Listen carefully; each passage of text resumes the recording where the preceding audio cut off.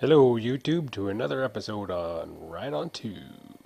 Today I'm going to show you the difference between RPHA 11, RPHA 70. What's the difference?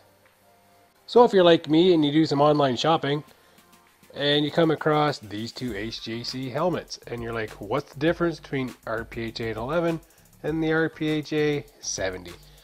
There obviously must be some difference, but they don't clearly tell you on any of the websites.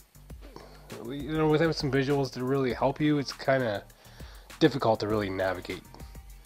So, right off the hop, I can tell you what I know for sure is the RPHA 11, which is this guy, is a track-based helmet, and the RPHA 70 is a street-based helmet.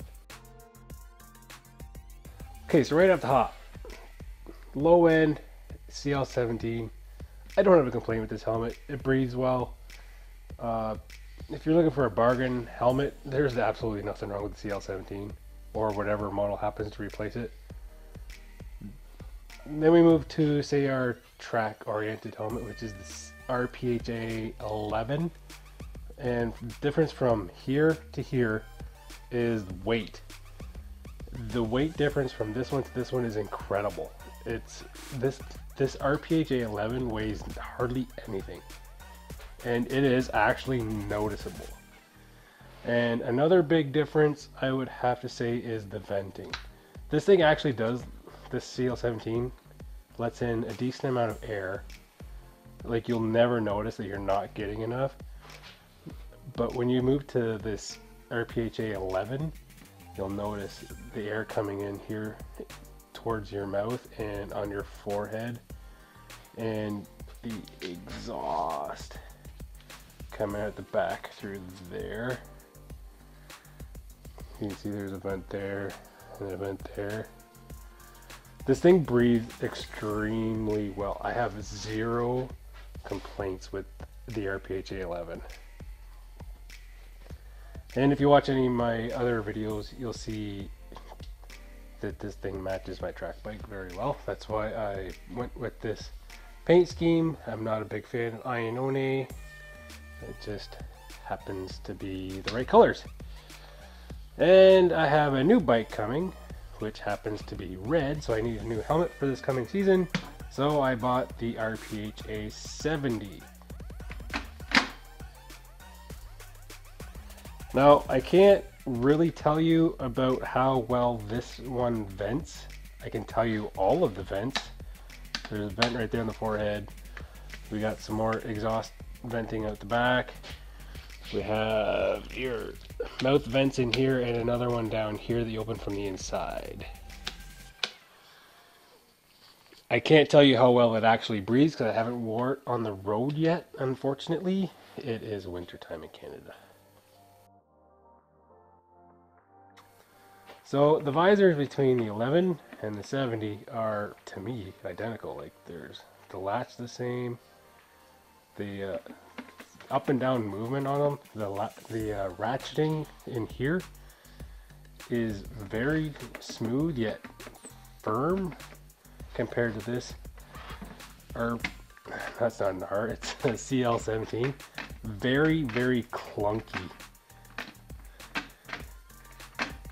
And you really notice, you don't notice it when you buy the helmet until you get this, and it's just smooth. Same with this RPHA 70.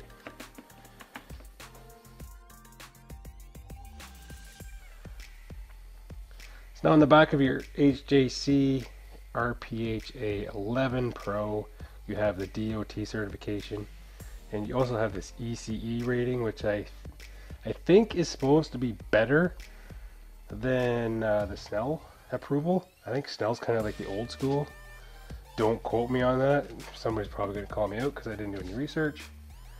On the back of your RPHA 70 ST, it's also DOT approved and it's got the exact same ECE rating. There under my tape you can see that it's a CL17. It is DOT approved. It is also Snell approved. I hope there's not a glare there. You can see that.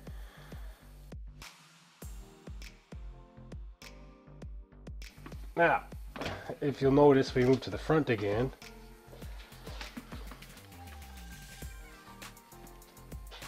Okay, I got a tinted visor on this one because I like my tinted visor, as you can see here.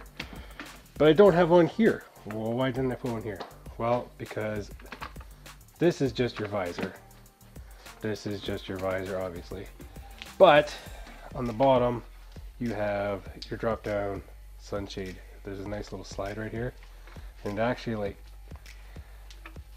if you like slide it all the way open, it'll click and it locks it up. Or unclick. Sorry, I'm trying to hold the camera with one hand. This is brutal. Not very professional.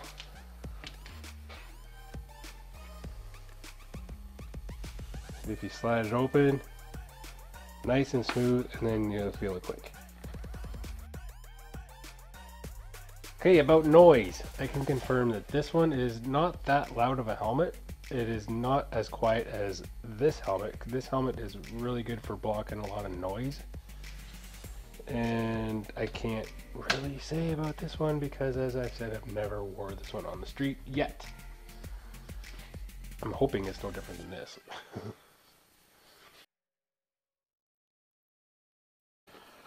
Then on the bottom, it's got the emergency cheek pads to pull out, as well as the RPHA 11 does, which is probably a good thing on the track. Anyway, I hope that clarified some questions anybody may have had about these helmets. And if you do have any more questions about them, hit me up in the comment section. I'd be happy to answer them for you, as I usually respond to every comment or question asked. Well, thanks for tuning in to Ride On 2. And behind the camera is yours truly, me. I'm Chris. I'm the host, the director, and the editor of this whole shit show. Anyway, talk to you guys later. Adios, aloha, goodbye. See you next time.